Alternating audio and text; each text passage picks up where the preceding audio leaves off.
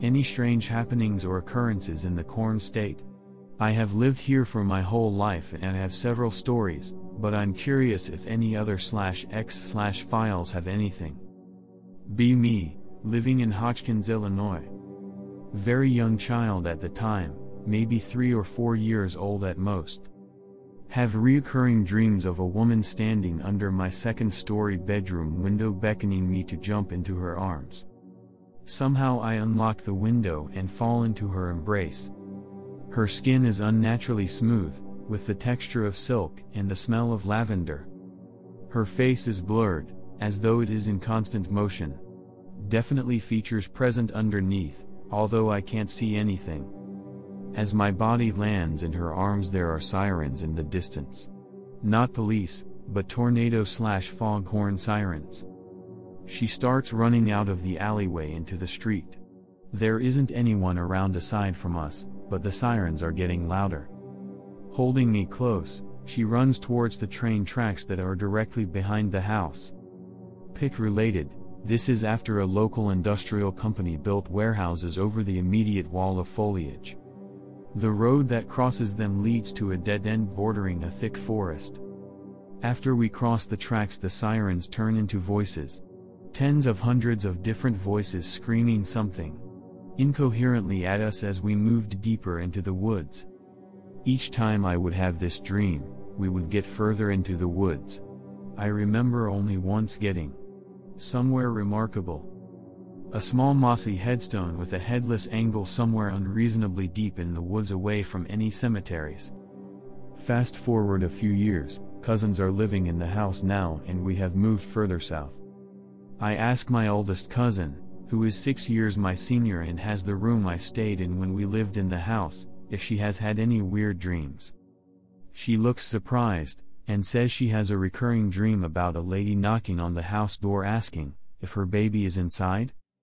She says the woman somehow gets inside the house and is crying, but her face looks like when a VHS tape is being eaten by a VCR.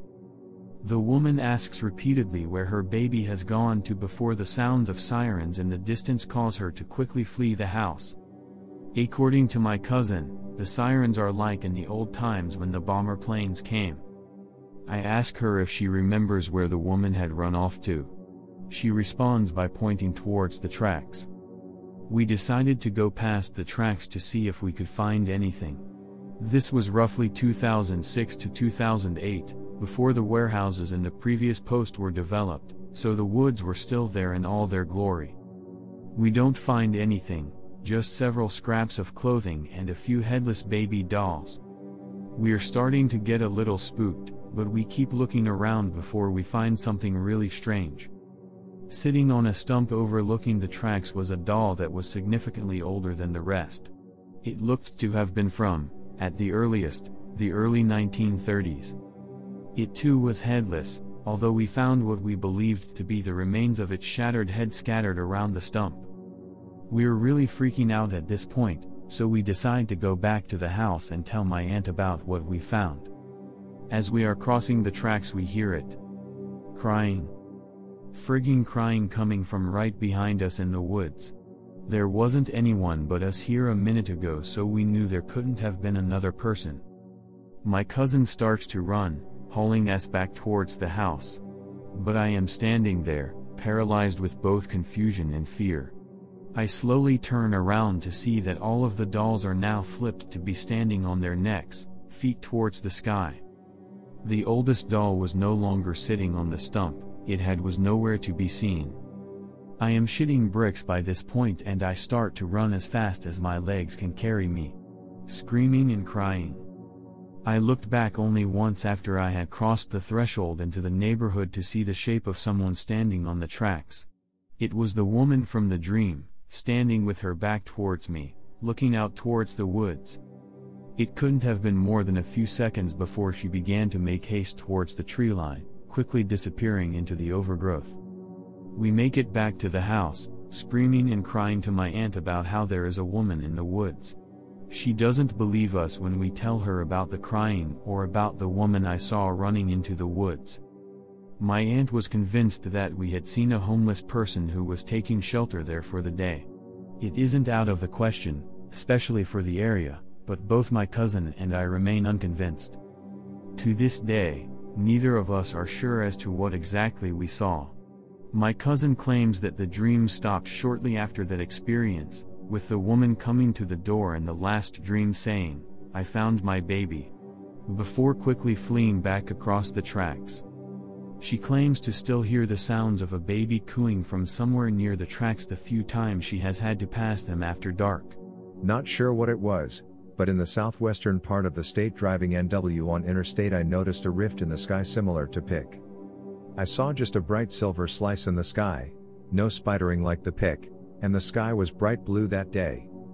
Thought it was a missile test or rocket test, but it just stayed in the same spot for about 20 minutes before disappearing. I believe it was in early 2016. This next story takes place on Archer Avenue. For the uninitiated, Arch Avenue is something of a focal point for the supernatural happenings near the Chicagoland area. From the legend of Resurrection Mary to various other unexplainable phenomena, many of my stories take place on this stretch of 33-mile road. Be driving to get something to eat. Roughly 6:30 to 7:30 at night, relatively low traffic for a Friday evening. After turning onto Archer from 83, there is an immediate change of atmosphere. There is something in the air, a kind of stench that seemed like a mix of industrial runoff, burning rubber and rotting meat. Immediately on edge because of various past experiences with similar smells while alone in the wilderness. Continue to drive further on Archer, eventually coming to a part of the road where a wide clearing is visible from the right side of the road, pick related. In the field I can see something big, like a bear but without any hair. It looked somewhere between malnourished and meaty, with parts of its body being thicker with fat than the others. It had what looked like swollen humanoid hands on its front appendages. Its head was elongated, like that of a horse, but with human and cattle features with deep, sunken-in eyes that glowed in the light of the passing light of the headlights. Genuine fear. MP3. It stares at me from the field as I push harder on the accelerator, quickly passing it as I wanted nothing to do with whatever the hell is lingering in the forest. As I continue driving, the smell persists, reaching something of a nauseating peak. In the faint glow of my headlights I can see the reflection of that thing's eyes several yards behind me in the roadside ditch. This thing was frigging following me. Out of predatory instinct or curiosity I had no clue, but I was disturbed by the fact that it hadn't retreated deeper into the wilderness, instead electing to follow me. The implications of this still terrify me. It showed little signs of struggling to keep pace, meaning that this thing was capable of speeds that would surely outmatch my 2011 Chevy. I couldn't see much of it at this point, only the reflection of its eyes and long snout, but I could tell that it was in a crouch as it pursued, attempting to keep low. It followed me until we reached the intersection between Archer and Willow Springs before dipping back into the forest. I'm not sure what it was. Although I have seen various things that resemble skinwalkers, I am inclined to believe this was something else, something that could have easily killed me and destroyed my vehicle with little effort. Pic I forgot to post because I am a smooth-brained retard. There is a spot somewhere deep in the woods off Archer that is known to my family as the Circle. It is, as the name suggests, a large circle in the wilderness where nothing grows. The soil is visibly discolored and there is a repugnant smell of rot in the air around it. I have been told that Argonne, the national laboratory not too far from Archer, had dumped a canister of chemical runoff or irradiated waste there in the 60s. I have only been there once, when I was young, although that memory in of itself is very distorted. I only know about it from my mother's recollections of going there once with me by accident. I'm from countryside and I know exactly where this is at. My friends and I always liked going to River Road and messing around over there. I definitely got some weird vibes in those woods.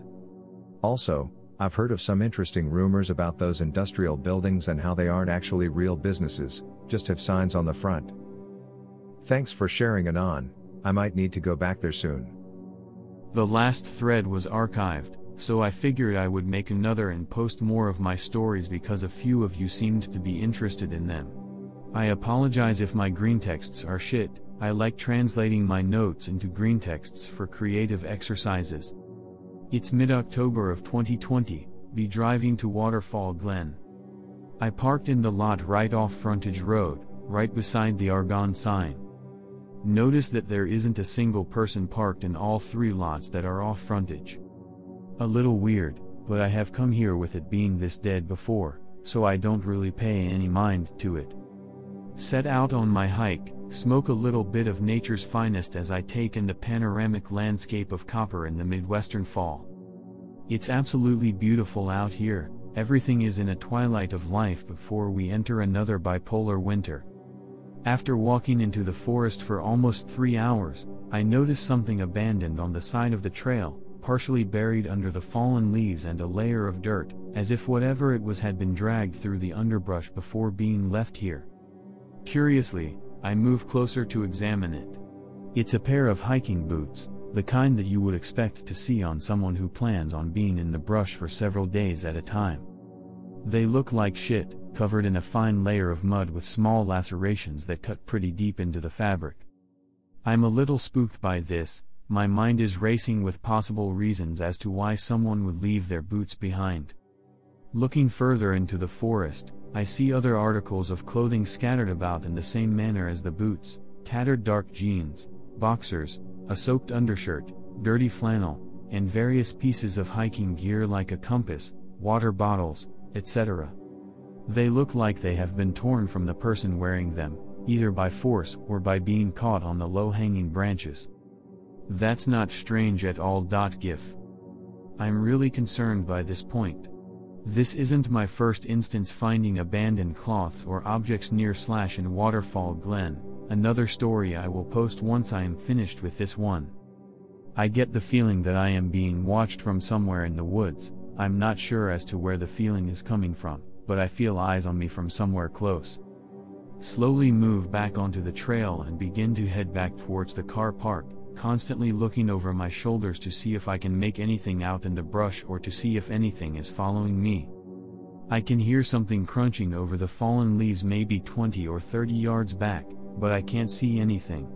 Whatever it is keeping low to the ground and following me, stopping whenever I would stop to listen.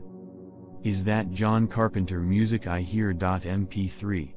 I force myself to keep moving at the same quickened pace, fearing that whatever was stalking me would give chase if I were to start running. I was getting exhausted by this point. I had finished the bottle of water that I had brought with me and my legs were starting to ache from how far I had gone into the woods. All I have on my person to defend myself is a Kershaw knife, but something tells me whatever is back there easily outclasses the slightly dulled blade of the knife. Pick related. I come to a part of the trail that is in a clearing. The brush breaks from directly walling off either side of the path at this point, so I feel this sudden confidence that whatever is following me won't follow me into the direct line of sight in the field. Hasten my stride slightly to get into the safety of the clearing faster. I'm not sure in hindsight why I thought I would be safe in the open, but it seemed like a good idea at the time. The thing behind me starts to move faster as I cross the threshold into the open field. A sense of modest safety washing over me with the golden light of the setting sun. It stops at the wall of foliage between the field and the forest before I heard it start to growl. It didn't sound like anything from the kinds of animals that I had heard from the trails before, sounding similar to David Gilmour's wail guitar on echoes mixed with a car engine starting. What the actual hell? JPG. I draw my knife, not knowing what else to do as I see it start to rise up from its cover. It was a slender, lanky thing with limbs that were as slender as the branches that surrounded it. It didn't have any hands, just jagged things that looked like broken pieces of metal protruding from where its hands would have been. It had skin that was as dark as coal, with a texture similar to the bark of the trees. Its eyes were a matte shade of copper, like the leaves, bulging out of its pin-shaped head. With a mouth resembling a zipper that was growing larger as the sound grew louder. I was convinced that you could have heard it for a few miles out in either direction as it kept getting louder. I slowly started to walk back, shitting bricks as it just stared at me from the tree line, making that awful noise. I wanted to turn and run faster than I had ever run before, but I knew if I were to turn my back on whatever the hell it was I would be screwed 6 ways from Sunday. Instead, I just kept creeping further and further back, hoping that it would just stay on that edge of the forest. It raised one of its slender appendages into the air as if to point at me with its broken fingers, twitching and pulsing as it started to slowly creep out from the tree line. Seeing it move made me feel something primal. That kind of deep, primordial part of your brain that we inherited from the reptiles screaming at you whenever you are in genuine danger. Run like hell. MPEG. I heard it scream out behind me, quickly giving chase. My lungs were burning, my legs ached, I could feel my body tearing itself apart as I quickened my pace. The pain was excruciating, but tolerable compared to the thought of whatever the hell it was behind me catching me. The sun is getting low by this point. Barely over the horizon and breaking through the trees. I know if I'm still out here when it gets dark, there is no way of me seeing this thing as it catches up to me. Start to cry from the growing fear that I am going to die and from the pain of having run for this long without any water. I can hear it gaining on me from behind, the sound of its feet pattering against the path getting louder as I can hear its frantic breathing growing in volume. This is the end. Wave. It really is sinking in now that I am going to die, that this thing is going to catch me and do whatever the hell it is going to do and that I won't see any of my family or friends again. Something about that only drives me to push further, screaming in a mix of anger, fear and desperation as I turn the bend at the end of the path. As I turn onto the next path, I am immediately bathed in the light of something coming up the path. It is one of the trucks used by the Rangers. Practically run directly into the truck, screaming and crying for them to help as I collapse onto my knees, exhaustion finally catching up to me from the run. I hear the sound of one of the doors opening before the voice of a man screams something into the woods behind me. His voice seems so distant to me, buried under a cacophony of my beating heart, frantic breaths and the engine of their truck. Feel someone's hands grab me by the shoulders before hoisting me into the warm interior of the truck. Slowly opening my eyes, I see 2 Rangers, with looks of fear and concern across their faces. We don't say anything for a few minutes, they turn the truck around and haul us back the way they came before saying anything. "You alright?" the Ranger in the passenger seat asks. I don't say anything, coughing violently as I looked at him. "Water," I wheeze, nearly vomiting from the pain as he quickly hands me his canteen. "How long were you out there?" the driver asked. "A couple of hours," I managed to respond through chugging the guy's water. "Is the Chevy in the lot yours?" he asks, a tinge of anxiety noticeable in his voice as though he was hoping for a specific answer. I nodded, coughing again as I handed the empty canteen back to the Ranger in the passenger seat. I hear him sigh and mumble something to himself under his breath. "You shouldn't have gone that deep in the woods. We've been having some problems lately." I only nodded, too tired to say anything in response. About 10 minutes of driving and we're back at the lot where I had parked. Practically kissing the Rangers' asses for saving me. They help me into my car and follow me out of the area to be sure that I made it out. Drive for a few miles into a gas station and just sit there, trying to take in everything that I had experienced that night. I was thankful to be alive, thinking about how things would have ended if the Rangers hadn't been patrolling the stretch that night. I haven't gone back to that part of Waterfall Glen since, but I have been to the preserve a few more times after that, exclusively taking my hikes at the opposite end of the forest. To this day I'm not really sure what it was that was chasing me. I've lurked long enough on /x/ to know what a skinwalker is, but they are usually accompanied by a pungent smell of death.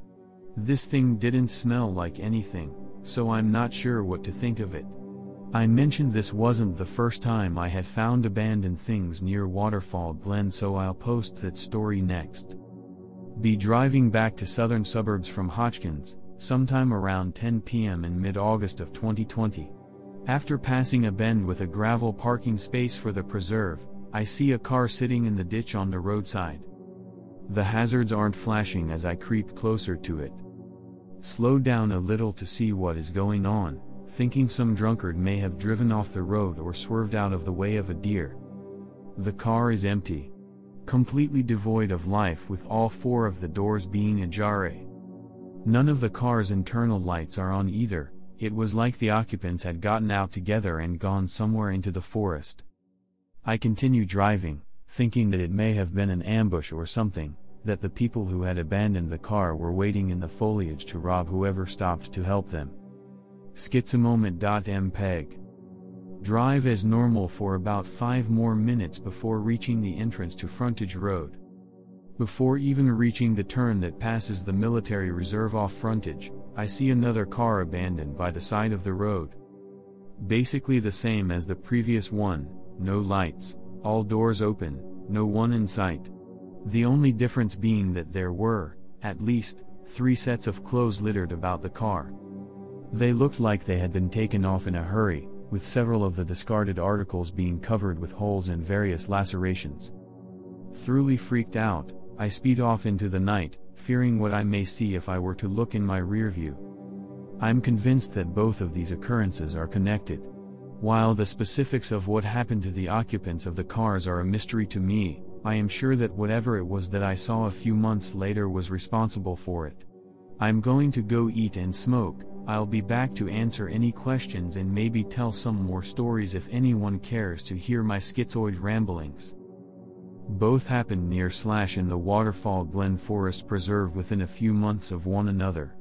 It may also be of interest to note that the Argonne National Laboratory is literally a few minutes up the road from this preserve. They have been dumping their waste and runoff into the surrounding forests for years, so it wouldn't surprise me if this somehow correlates back to them. I mentioned one of these dumping sites in the last thread. TLDR, it is a near-perfect circle of discolored, dead soil where nothing has grown for the past half-century following Argonne's dumping of hazardous material into the environment. This one isn't one of mine, but rather one told to me by my grandmother who lived in the Hodgkins house I was born in and mentioned in the first story on the last thread. Grandmother, 12 or 13 at the time, so this story takes place in the mid-late 60s. Grandmother and her sister, Debbie, go for a walk in the woods. Grandmother has never been specific as to which woods she is referring to, although I have a few ideas as to which woods this story may have taken place in. The 2 of them have gone in pretty deep by this point, maybe 30/40 minutes into heavy overgrowth and thick vegetation. Grandmother says that they went into the woods to summon a spirit by the name of Mary Worth, basically the legend of Bloody Mary but for Southerners. She's never given a reason as to why the 2 of them went into the woods to invoke a spirit, but I presume it was simply to scare one another. After a few more minutes of moving deeper into the woods, the 2 find a large body of still water isolated in the woods. Found the spot.png. The 2 of them slowly approach the edge of the water. Grandmother says that as they encroached closer to the water, everything around them became silent. The birds stopped chirping, the insects stopped singing, etc. The 2 of them look into the reflection of the water, anxiously teasing one another as to who will be the first to say the name of the spirit. Mary Worth, they say in unison. Mary Worth. Mary Worth. On the last chant of her name, they hear something on the other edge of the pond. A flock of blackbirds take to the sky and begin to scream in unison as the water starts to ripple violently. Debbie starts to whimper as grandmother jumps to her feet. I want to go home, Debbie says to grandmother as the 2 of them slowly start to back away from the water's edge. Grandmother claims that she saw someone looking at them from beneath the water's surface, like someone looking through the window glass of a cafe window out into a crowded street. She couldn't see any features of the person, other than it was a woman with longish hair and beaming white eyes. Flack. The 2 of them make haste through the underbrush, cutting themselves on the thorns and branches that litter the forest floor. Grandmother swears that she could hear another set of footsteps somewhere behind them, but she didn't turn to see if anyone was following them. After making it out of the forest, both grandmother and Debbie see the flock of blackbirds again, circling over where they had just been in the forest as though waiting for something. Both grandmother and Debbie continue to hurry home without anything following them out of the woods. Flash forward later that night. Grandmother is awoken by the muffled sounds of crying outside. For context, at this time my grandmother and her siblings shared bunk beds in the front room of the house while the back rooms were being finished. You could walk from the front door into their beds in less than 15 steps. Debbie and her brother, we'll call him BD, are as pale as snow looking towards the door. Grandmother realizes the crying is coming from outside the door as someone pounds against the thick wooden barrier. "Help me!"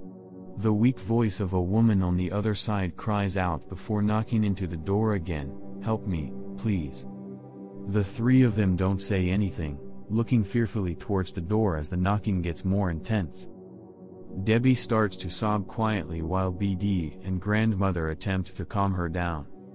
The doorknob jiggles several times as though the person on the other end is struggling to open it as their crying becomes more intense.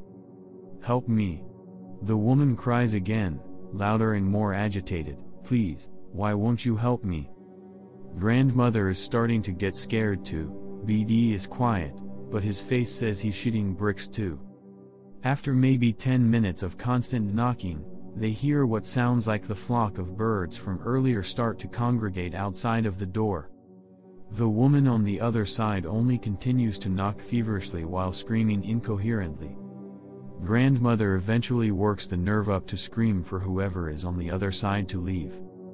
The screaming birds from earlier again can be heard by the three of them as the knocking suddenly stops. The three of them don't move for another half hour, too afraid to get up to see if whoever was out there was really gone or to fall back asleep.